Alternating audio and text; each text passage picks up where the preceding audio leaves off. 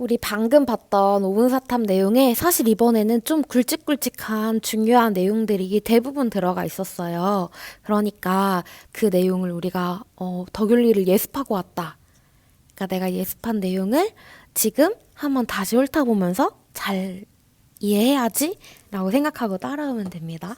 어, 맨날 따라오라고 하는데 다른 표현이 있을까요? 뭐 공부하면 같이 들으면 한번 조언 있나요? 뭐라고 해야 될지 모르겠네요. 어쨌든 이 덕윤리는 고대와 현대로 나뉩니다. 고대는요, 이 현대의 덕윤리학자들이 사실은 이 고대 이 학자의 세상이 다시 부활해야 될 것 같아. 너무 중요해. 지금 현대 사회에. 라고 해서 덕윤리라는 게 생기고 이 사상가도 배우는 거거든요. 그 사람이 누구냐면 아리스토텔레스예요.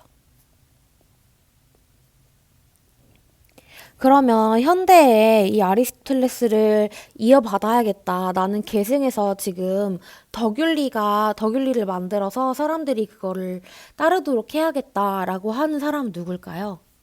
일단 처음 보는 맥킨타이어라는 사람이 있고요. 그리고 한 명은 여러분 이미 구면이에요. 하버드 강의를 본 사람들은 아마 한 시간 동안 충분히 봤을 것 같고, 안 봤더라도 우리 정의란 무엇인가 다 보고 왔죠. 그 저자가 바로 마이클 샌델인데요. 이 사람 덕윤리예요. 이 마이클 샌델이 공리주의랑 을무론에 대해서 어떻게 생각하는 것 같아요? 그 딜레마들이 공리주의와 을무론이 가진 한계점을 조금 더 부각시켜주는 것 같진 않나요? 물론 다양한 생각들을 할 수 있도록 하는 건 맞지만 여러분들 잘 들어보면 공동체, 그리고 개인 그 행위자의 덕성, 인성 이런 거를 더 강조하는 느낌이 들거든요. 왜냐면 마이클 샌델은 덕윤리 학자이기 때문이에요. 그럼 덕윤리는 일무론 공리주의 이런 것들을 비판하는 건가요? 맞아요. 비판하는 거예요. 우리 덕윤리의 큰 틀을 한번 보고 갑시다. 일단 덕윤리라는 거에 덕은 여러분들 덕은 다 알죠.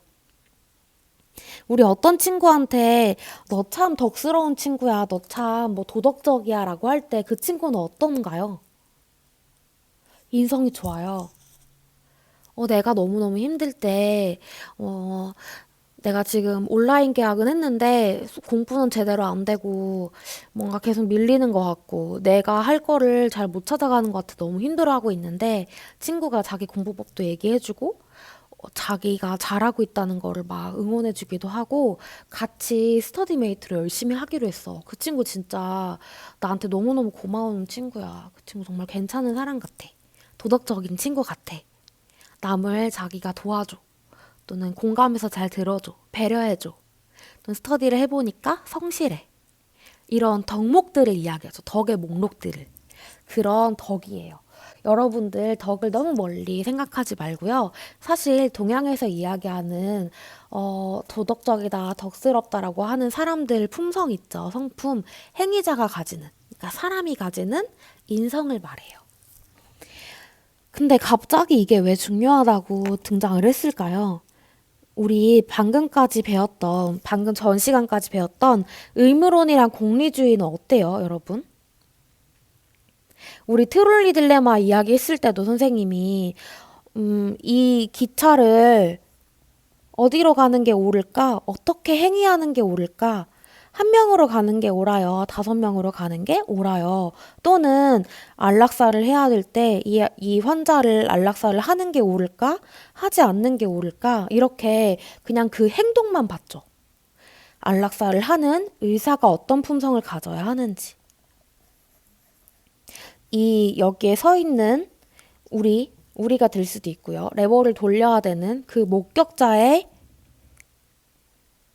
품성은 어때야 하는지 그런 이야기는 없었죠. 그러니까 이 을무론이랑 공리주의 같이 이 사람들을 뭐라고 부르냐면요. 행위 중심 또는 원리 중심 윤리학이라고 표현을 할게요. 왜냐면 덕윤리는 이거랑 대응되게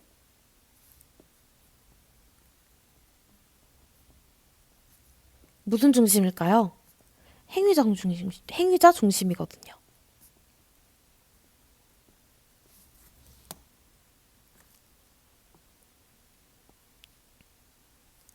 우리가 너무 그 행위에만 강조를 하니까 또 의무론이든 공리주의든 자유롭게 자기가 선택하고 판단하고 개인의 권리를 강조하고 이러다 보니까 도덕성, 인성 이런 걸 간과하고 또 공동체가 가지고 있는 전통이라는 게 있는데 우리 인간은 여러분들도 그렇지 않나요? 여러분들이 한국인이기 때문에 가지는 특성이 있고요. 우리 두오고등학교에 있기 때문에 지금 선생님 수업도 듣고 그러니까 거기에 대해서 영향을 받고 내가 그 공동체 뭐 작년에 1반, 2반, 7, 8, 9반 나머지 친구들한테 수업 들어가 봤는데 그 반마다 다 특징이 있잖아요. 내가 그 반이기 때문에 내가 우리 실장 이런 친구를 만났기 때문에 우리 뭐 선생님, 담임 선생님이 이러한 성격을 가지고 있으시기 때문에 우리 반은 이렇게 행동하게 돼라는 특성을 가지게 돼요. 나는 영향을 받을 수밖에 없죠. 근데 그런 전통은 무시하고 오로지 개인, 나 하나만을 바라보고 그 개인이 판단하고 개인이 선택하고 개인이 행동하는 거기에만 집중하다 보니까 공동체의 전통까지 무시하게 된다는 거예요. 이러한 점을 비판하면서 덕윤리는 행위자 중심인 이 행위자가 가지는 아까 도덕성과 인성 나왔죠? 행위자의 뭐 성품, 품성을 이야기하기도 하고요. 그 행위자가 속해 있는 공동체를 강조하기도 합니다. 요게 이 덕윤리의 큰 흐름인데요. 그러면 이 덕윤리가 등장하게 된 배경이라고 할 수도 있고요. 이 사상의 아주 기초죠. 이 아리스토텔레스를 한번 배워보도록 합시다. 선생님 연습한 게 있네요. 아까 덕윤리 살펴봤는데요. 우리 지금은 이제 고대 아리스토텔레스를 살펴보도록 합시다. 여기 목적론적 세계관, 모든 세계는 목적이 존재해. 뭐 그게 행복이고 덕을 따르는 거고 덕은 이런 게 있어. 그리고 공동체적인 삶을 강조해. 지금 이렇게 나와 있거든요. 근데 선생님이 여기 밑줄 쳐놓고 중요하게 해놓은 게 덕, 특히 도덕적 덕, 중용, 습관화 이런 말들이 있네요. 그리고 여기 중용의 특징까지 선생님이 심화로 적어놨고요. 그러면 지금 아리스토텔레스에서는 덕을 이해하는 게 가장 중요하겠구나라고 여러분들 파악할 수 있겠죠? 일단 이걸 알려면 여러분들 선생님이 항상 그 사람 그리고 막 세상 이야기하고 하잖아요. 윤리라는 게 선생님 뭐라고 했어요? 맨 첫 시간에? 뭐의 이치? 물리는 사물의 이치죠. 유는 인간관계에서의 이치죠. 인간관계에서 우리가 지켜야 할 도리. 우리가 어떻게 살아야 하는지, 어떻게 행동해야 하는지 이런 거죠. 그러면 그거를 알기 위해서는 세상을 어떻게 바라보는지를 알아야 돼요. 그리고 그 세상 속에 인간이란 어떤 존재인지. 이게 사상의 기본 바탕이 되고요. 그 다음에 어떻게 하는 게 윤리적인지로 들어가는 거거든요. 그러니까 우리 이 세상을 한번 볼까요? 이 아리스토텔레스는요. 모든 세상에는 다 목적이 존재한다고 봐요. 우리 이미 다들 잘 배워와서 알 것 같은데요. 플루트는 어떤 목적이 있나요? 여러분, 그 정의란 무엇인가 영상 봐서 다들 알죠? 그 플루트를 내가 팔면 100만 원에 팔 수 있대. 근데 팔지 않으면 내가 연주를 할 수 있어. 나는 플루트 연주가거든. 근데 그 내가 팔려고 하는, 그러니까 사려고 하는 그 사람은 플루트가 너무 예뻐서 내가 연주했던 의미가 담겨 있기도 하고 전시를 하고 싶대. 그럼 여러분들 파는 게 맞을까요? 안 파는 게 맞을까요? 플루트의 아랫대, 플루트의 덕을 우리가 발휘하도록 도와주기 위해서는 안 파는 게 맞아요. 플루트의 목적은 뭐예요? 연주하는 거죠. 아름다운 음악을 사람들에게 들려주는 거죠. 소리를 내는 거죠. 그거에 없으면 의미가 없다는 거예요. 그것처럼 모든 세상에 있는 것들은 목적이 있대요. 그리고 플루트 이야기 말고도 도토리나무 이야기도 하거든요. 여기 뭐 상수리나무라고 하죠. 도토리나무가 있어요. 근데 도토리나무가 똑 떨어지겠지? 그럼 요 도토리는 어떤 목적이 있을까, 얘들아? 어떤 게 있는 것 같아? 싹을 피우고 도토리 나무를 만들어서 도토리 열매를 맺고 뭐 번식을 하고 또는 여기에 누가 또 오겠어요? 다람쥐 어떻게 그러지? 이 다람쥐가 다람쥐가 먹고 등등의 여러 가지 자기의 할 일이 있겠죠. 이것처럼 도토리 안에도 여기 안에는 이미 상수리 나무가 담겨져 있다. 이게 꿈꾸는 것처럼 도토리 안엔 목적이 담겨져 있다. 막 이런 이야기도 나오거든요. 아리스토텔레스의 책을 읽어보면. 아리스토텔레스의 니코마코스 윤리학이라고 아들에게 쓴 책인데요. 여러분들 내가 윤리랑 관련된 고전을 읽고 싶다 하면 이 책 추천합니다. 어렵지 않고요. 내용도 되게 좋아요. 재밌고요. 예시가 많거든요. 그래서 그것처럼 이 모든 세계, 이 세상의 모든 것들은 목적이 존재해. 그럼 그 세상 속에 있는 인간은 어떤 목적을 가지고 있을까? 이게 환경윤리의 아리스토텔레스가 또 등장하는데요. 식물은 동물을 위해 존재해. 동물은 인간을 위해 존재해. 라고 이야기하거든요. 아까 그 도토리가 뭐 다람쥐에게 먹히듯이 다람쥐가 살 수 있도록 도와주듯이 그리고 우리가 뭐 예를 들어서 우리 다람쥐를 가지고 얘기하진 않으니까 뭐 다른 동물 돼지가 있을 수도 있고요. 우리가 돼지를 가장 많이 먹으니까 돼지가 인간에게 섭취됨으로써 인간이 살아갈 수 있죠. 뭐 등등 이렇게 이 위계를 만들거든요. 그래서 나중에 인간 중심주의라고 환경윤리에서 등장하게 돼요. 요거는 한치호 선생님이랑 배울 거예요. 근데 그러면 인간도 목적이 있을 텐데 인간은 무엇을 위해 존재할까? 인간은 여기 나오죠. 인간은 바로 행복을 위해 존재한대요. 인간의 목적은 행복이래요. 우리는 여러분들은 지금 행복하려고 지금 여기 있는 거예요. 여러분들의 목적은 궁극적인 목적, 궁극적인 귀결지, 뭐 기착지는 결국에 행복이라는 거예요.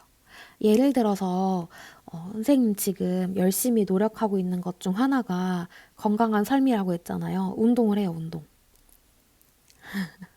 뭐 우리 열심히 지금 또 헬스장에서 헬스장 하나요? 무슨 작년에 헬스 열심히 하던 그 친구들 또는 선생님 막 그 SNS 보니까 체대 준비한다고 맨날 맨날 훈련 진짜 열심히 하는 친구들이 있던데 뭐 우진이라든지 아니면 지금 작년에 뭐 태혁이나 등등 그 친구들 운동 진짜 열심히 하잖아요. 선생님 그렇게까지 못하지만 왜 운동하나요? 운동 자체가 즐거워서도 있고 선생님은 뭐 여러분들 건강하려고 마음도 몸도 건강하려고 근데 왜 건강하려고 하나요? 뭐 등등등등 결국 올라가면 행복이 있는 거예요.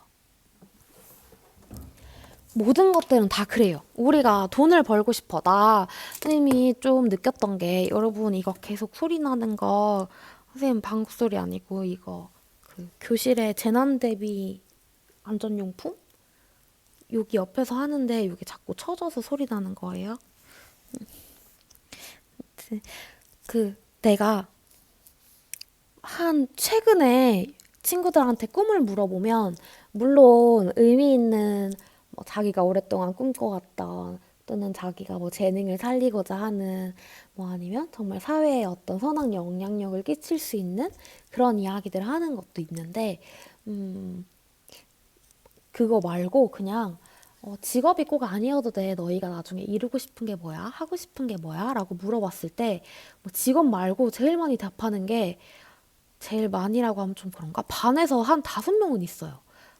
뭐, 돈 많은 백수, 건물주, 이런 걸 얘기 많이 하거든요. 근데 돈 왜 많고 싶어요? 왜, 왜 그 건물을 가지고 싶어요? 가져서 뭐 하게? 여러분들 돈을 많이 갖고 싶은 건 돈이 너무 좋아서 난 돈이 너무 예뻐. 돈 냄새를 맡으면 막 기분이 좋고 막 돈을 전시하면 막 너무 행복해. 예술 작품 같아. 막 이렇게 생각해서인가요? 아니죠. 돈을 통해서 내가 무언가 하고 싶어서. 보통 다시 물어보게 되면 여행을 가고 싶어요. 그 돈으로. 음, 지금은 우리가 여행 가기 어렵겠지만 뭐 유럽을 전체를 다 돌고 싶어요. 라든지 아니면 뭐 내가 사랑하는 가족들과 세계 일주를 하고 싶어요. 라든지 내가 뭐 생각날 때마다 맛있는 음식 먹고 싶을 때마다 아니면 내가 사랑하는 사람들한테 내가 해주고 싶은 선물 다 해주고 입고 싶은 옷 입고 편안한 환경에서 우리 가족들 살 수 있는 좋은 집 사고 그거 결국에 뭐예요? 좋은 집을 사면 뭐예요? 그렇게 계속 타고 올라가다 보면 결국에 행복이에요.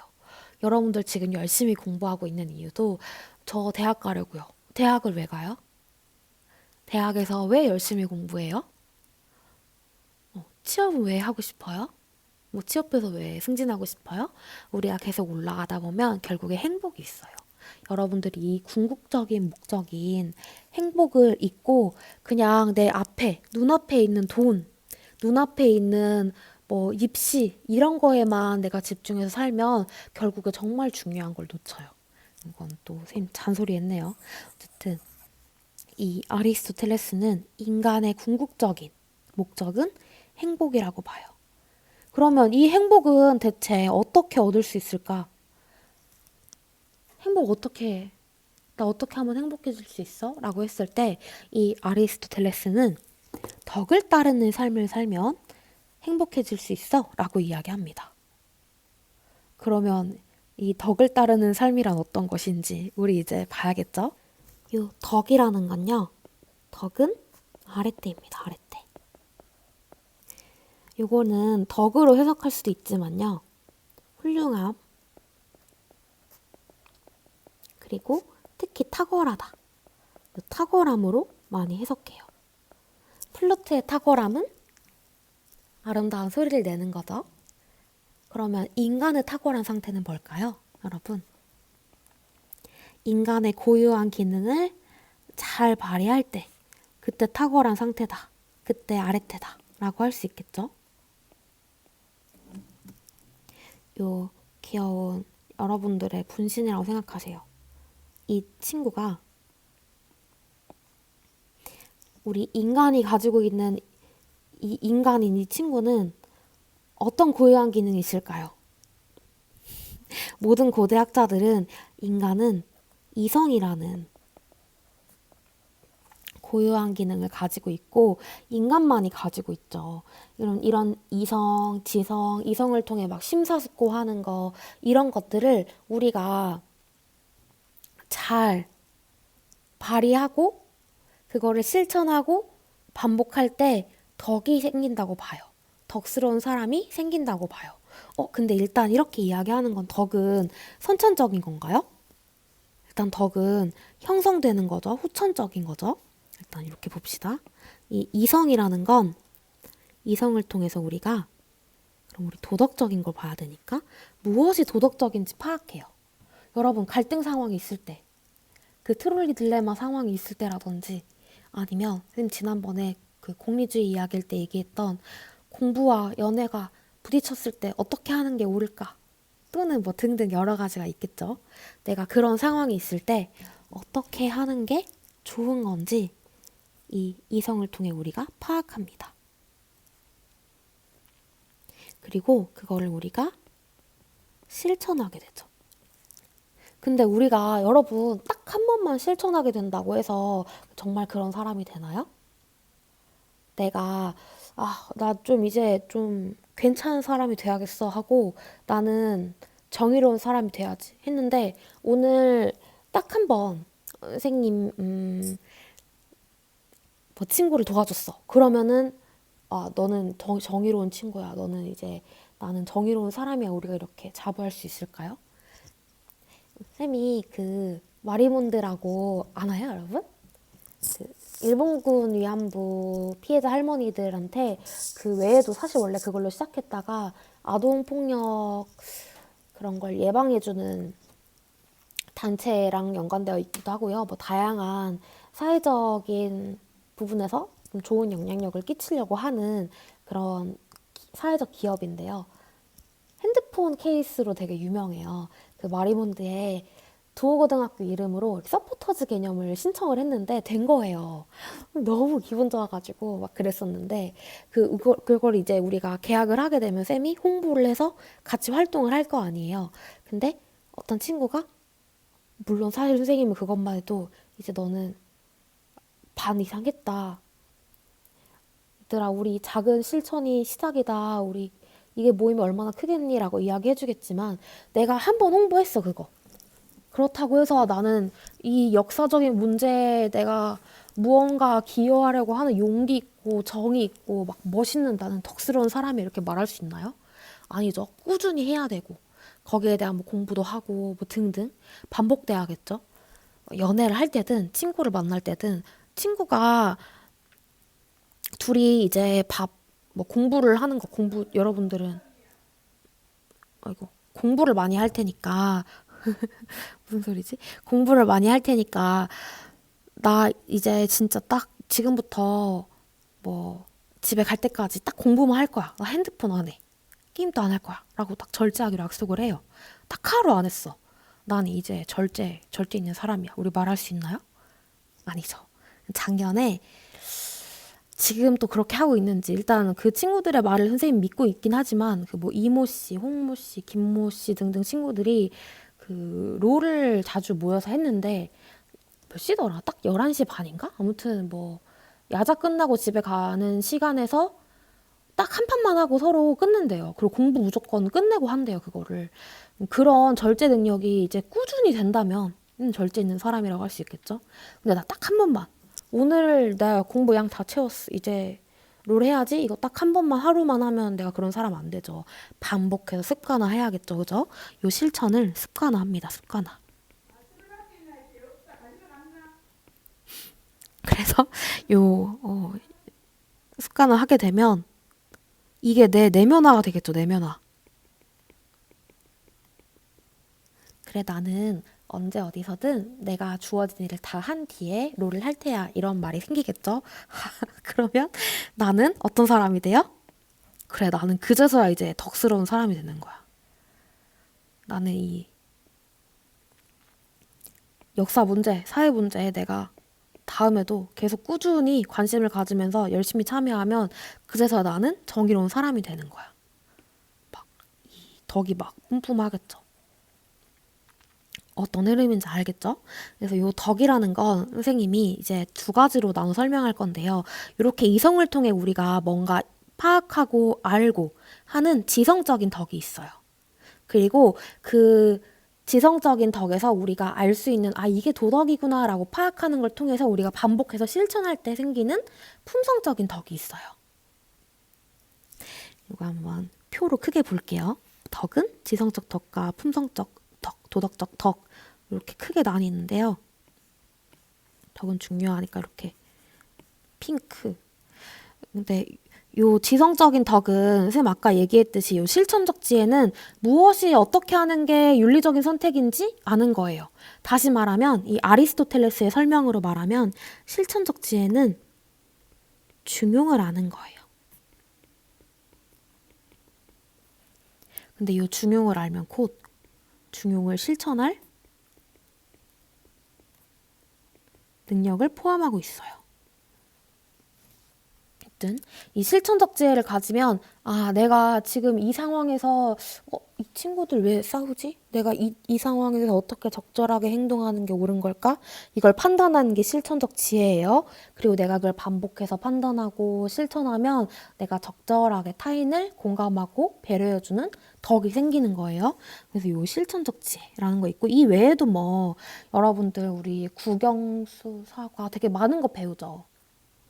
선생님 오늘 아침에 귤 먹고 왔는데 아, 이 귤 왜 이렇게 맛있지? 왜 이렇게 셔? 뭐 어떻게 이 신맛이 나지?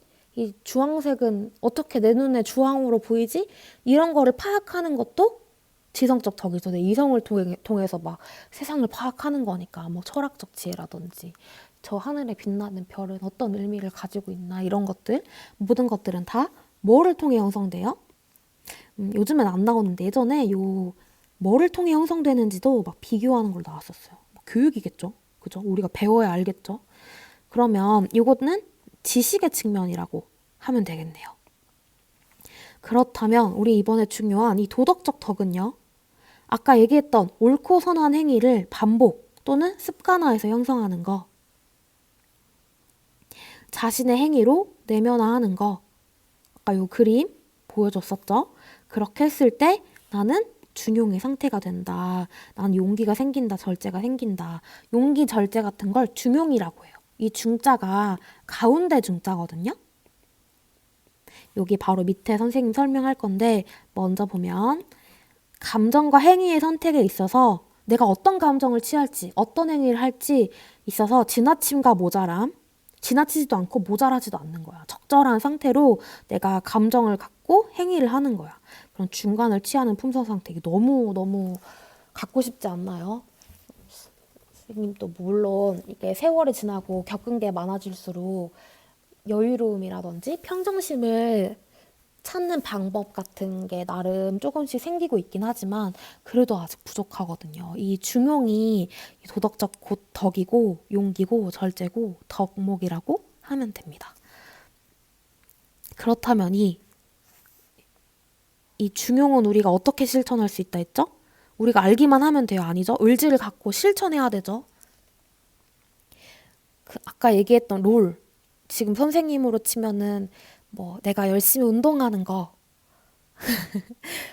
뭐 야식 안 먹는 거, 잠 잘 자는 거, 건강을 위해 노력하는 거, 이거 반복해서 습관하려면 선생님 지금 완전 빠삭하게 알거든요. 뭐 예를 들어서 우리가 밥 먹을 때 여러분들도 알고 있어야 돼요. 밥 먹을 때 내가 포만감을 느끼려면 잠을 잘 자야 된대요. 그 잠을 잘 잘 때 포만감을 느끼는 호르몬이 나오고 잠을 잘 안 자 스트레스를 받으면 그 배고픔을 느끼는 호르몬이 나온대요. 그리고 밥을 먹을 때 다른 시각적 자극이나 이런 데 막 너무 노출이 많이 되면 그것도 또 이제 그 포만감 느끼는 게 좀 덜해진다고도 하고 뭐 운동을 하면 뭐가 좋고 막 등등 이런 거 막 선생님 막 유튜브 봐서 열심히 공부는 했거든요. 근데 내가 지식만 있으면 되나요? 여러분들도 그 연애에 대한 거 내가 책을 열심히 공부한다고 이게 되나요? 그렇지 않죠? 이거를 내가 직접 반복해서 실천해야 내 여자친구, 남자친구와도 좋은 사이를 가질 수 있고 선생님도 건강한 몸을 계속 만들어갈 수 있겠죠? 의지가 필요해요. 그래서 지식의 영역과 의지의 영역으로 나뉩니다. 그러면 요 의지를 통해서 내가 파악할 수 있는 이 중용의 특징 세 가지가 있는데요. 첫 번째는 방금 선생님이 설명했던 내용이에요. 한쪽에 치우치지 않는 품성 상태. 그리고 두 번째는 산술평균이 아니다라고 나와 있거든요. 여러분들은 우리 적절한 감정 한, 나, 7? 적절한 행위 딱 중간? 이런 게 있나요? 한 5? 여기 예시 있어요. 예시 한번 볼게요. 여기. 지금 모자람과 지나침 사이에 선생님 중간이 중용이다 해놨는데 뭐 제일 모자란 걸 0, 지나친 걸 10이라고 했을 때 이 용기와 절제가 딱 정확히 5라고도 할 수 있을까요, 여러분? 지금 요것만 보더라도 사실 이걸 뭐 숫자로 나타내는 게 의미가 없긴 하지만 그래도 우리가 굳이 보면 용기와 비겁한 거 뭐에 더 가깝나요? 이 만용은 용기가 너무 지나친 거, 너희들 좀 쉬운 말로 무모한 거, 무모에 가깝거든요. 그러면 이 용기는 비겁한 거에 가깝나요? 이 무모한 거에 가깝나요? 무모한 거에 좀 가깝겠죠? 그러면 여기 절제하는 거, 인색한 거에 가깝나요? 낭비하는 거에 가깝나요? 어쨌든 뭐 인색한 거에 좀 가깝겠죠? 이렇게 뭐 굳이 따져봤을 때도 정확한 산술, 딱 정확히 반, 이게 아닌데, 이 우리의 행위나 감정에서까지 어떻게 산술 평균이 있겠어요, 그죠? 그래서 이거는 그냥 이성을 통해서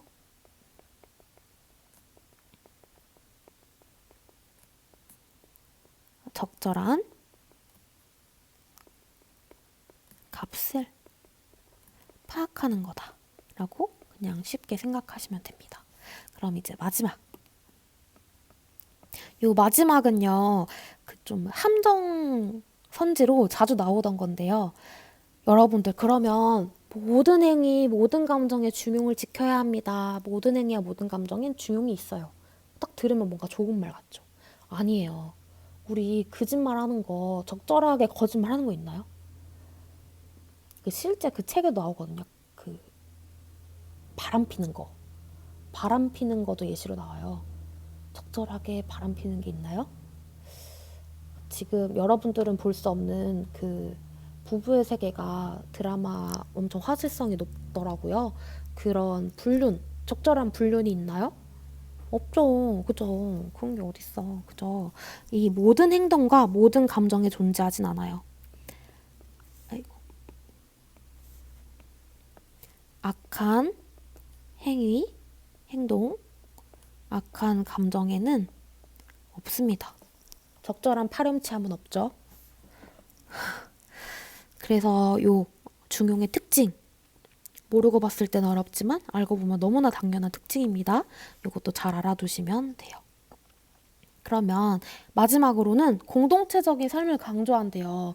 여러분, 선생님이 처음에도 이야기했지만 이렇게 내가 요 아이가 여러분들이라고 했죠. 내가 열심히 실천해가지고 지금 이 덕성이 생겼어. 이 덕성 왜 필요해요? 이 현실 속에서 필요하죠. 현실에 어디서? 사회에서. 우리의 공동체에서. 내가 정의감은 우리 정치가 더 잘 되려고. 그치? 결국에는 다 그렇게 귀결되죠. 내가 가진 고유한 기능을 발휘하는 대상은 내 공동체예요. 공동체주의를 가져요. 아리스토텔레스는 개인주의를 가지는 게 아니라 공동체적인 삶을 굉장히 강조해요. 그 우리 무인도에 아무도 없이 그냥 뚝 떨어졌어. 이 꼬맹이 혼자. 꼬맹이 혼자 그냥 이 무인도에 뚝 떨어져 있는 상태에 아무도 없어. 내가 배려해줄 대상 있나요? 내가 용기 내서 뭔가 할 수 있는 일이 물론 있겠지만 우리가 공동체의 정치 그 상황 안에서에 비해서는 없죠. 그렇기 때문에 나는 그냥 이 공동체와 별개의 나가 아니라 공동체에 속해진 나로서 정치에 참여하고 공동체 사람들에게 함께 어울리면서 어떻게 사는 게 공동체 내에서 더 좋은 삶인지를 연구하는 게 결국에 중용을 지키는 거예요. 이것도 우리가 그냥 곰곰이 생각해보면 너무나 당연한 거예요. 그렇죠? 이 중용, 공동체 내에서 잘 지키는 거 중요하지 않습니까? 친구들 사이에서, 그죠? 그렇지 않습니까? 그죠? 그래서 요거. 이게 이제 더귤리의 시초죠, 시초. 아리스토텔레스의 사상이고요. 요거를 그대로 받아서 우리가 발전시킨 현대 더귤리 한번 보도록 할 건데요. 그 전에 교과서에 나와 있는 지문이 있어요. 요걸로 우리 공부한 거 잘 공부했나 한번 확인해 봅시다. 확인 어떻게 하지? 선생님이 이거 가려볼게요. 자, 여러분. 그러면 한번 봅시다. 요 기억은 뭘까요? 니은은 뭘까요? 맞춰보세요. 5, 4, 3, 2, 1, 땡. 맞췄나요? 확인해야겠죠? 기억은 지성적 덕, 니은은 품성적 덕이에요. 여기 아까 선생님이랑 방금 봤던 그 덕 그대로 나오죠. 요거 막 읽어보면 좋겠다고 했던 니코마코스 율리학에 나오는 내용이거든요. 지성적 덕은 너무 크다. 지성적 덕은 그 기원과 성장을 교육에 두고 있다. 그래서 경험과 시간을 필요로 한다. 나오죠. 품성적 덕은 습관의 결과로 생겨난다. 본성적으로 생기는 게 아니라 우리는 본성적으로 내가 이미 그냥 나 덕스러운 거 나 그냥 이미 있어. 그러면 아니 나는 이미 중용을 가지고 태어났어. 내가 열심히 습관 들여서 내가 만들 필요가 뭐 있어, 그지? 아니에요. 인간은 이거 후천적인 거예요. 선생님 아까도 얘기했죠. 여기 보면 형성됨, 여기 형성됨 이렇게 나오죠. 요런 식으로 혹시 뭐 나중에 정 낼 문제가 없으면 어디야 교육부란다. 수능에서 그런 함정을 낼 수도 있겠죠. 형성되는 거예요. 윤사에서는 이걸로 함정을 내긴 많이 하거든요.